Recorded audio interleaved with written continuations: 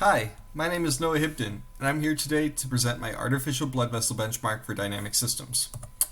Let's get right into this by beginning with the history of the artificial blood vessel.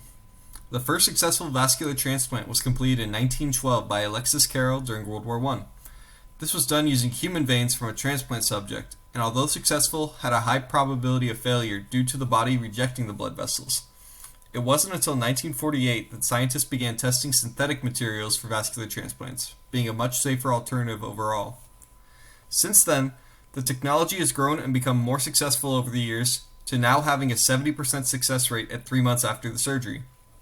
This success rate still isn't perfect, which is why I have been tasked by Quizzard Corp to develop a more effective and cost-efficient model. The picture to the right shows an example artificial blood vessel, likely used for an artery due to its size. The prompt for the assignment was to model 3 different sized artificial blood vessels that were able to handle the conditions of the human body blood flow.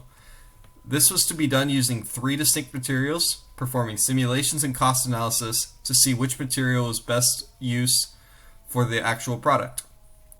The 3 materials that I decided to test were Dacron, thermoplastic polyurethane, and Teflon, all due to their current applications in vascular technology.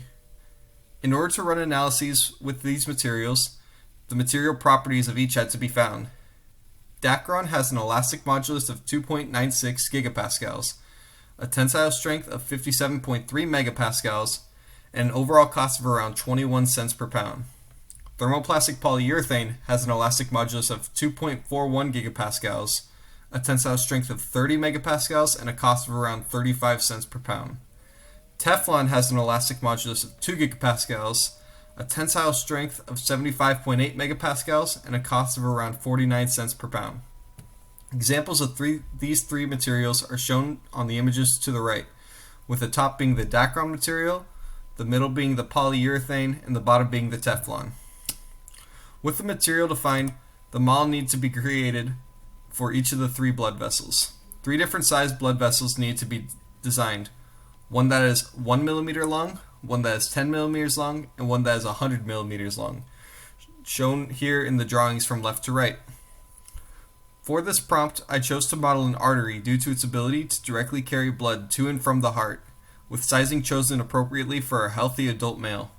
The diameter of an average artery in an adult male is about 9.8 millimeters, with a thickness of 1 millimeter, which became the dimensions chosen as shown in the drawings. In the prompt, it is also asked to model the flow through the blood vessel at a normal flow rate and an extreme flow rate. The models created had flow simulations run through them to analyze the pressure the flow had on the interior of the blood vessels, seeing if they would rupture or not. For the regular conditions, an inlet mass flow of 0.00575 kilograms per second was chosen for a healthy adult male, using the environmental pressure of 101,325 pascals as the outlet condition. The flow simulations were run and pressure cut plots were created to show the pressure acting on the inside walls of the blood vessel, as shown in the pictures on the right, with the 1 millimeter on the top left, 10 millimeter on the top right, and 100 millimeters on the bottom. For the extreme conditions, the mass flow rate was multiplied by 5 times its standard value to simulate extreme conditions like a heart attack or a stroke, with the other conditions left the same. The pressure cut plots were shown here as well.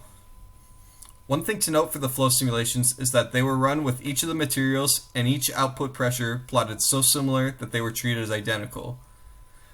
From the pressure plots, the pressure was taken and used as an external load in a static simulation for each condition. The first set of static simulations were run on the 1 millimeter Dacron model, with the regular flow outputting a maximum stress of 0.2990 megapascals and a strain of 6.016 times 10 to the negative fifth, and the extreme flow outputting a maximum stress of 0.2993 megapascals and a strain of 6 times 10 to the negative fifth. The images show the stress diagrams on the left and strain diagrams on the right for the regular flow on top and extreme flow on the bottom.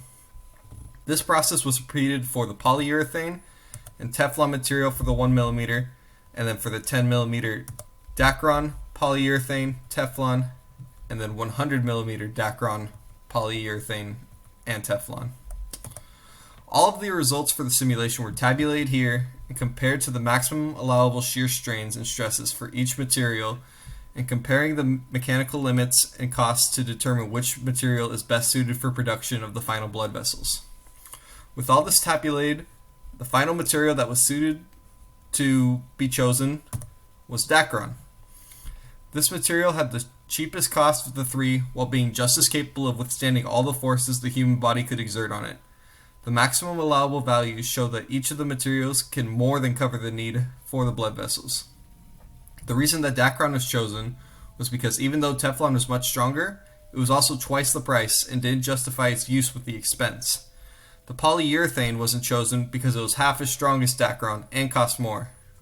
Dacron was the best balance of strength and cost and is my formal recommendation for the artificial blood vessels. The pictures to the right show an example of blood vessels made of Dacron, labeled as A on the chart. And then these are my references. Thank you very much.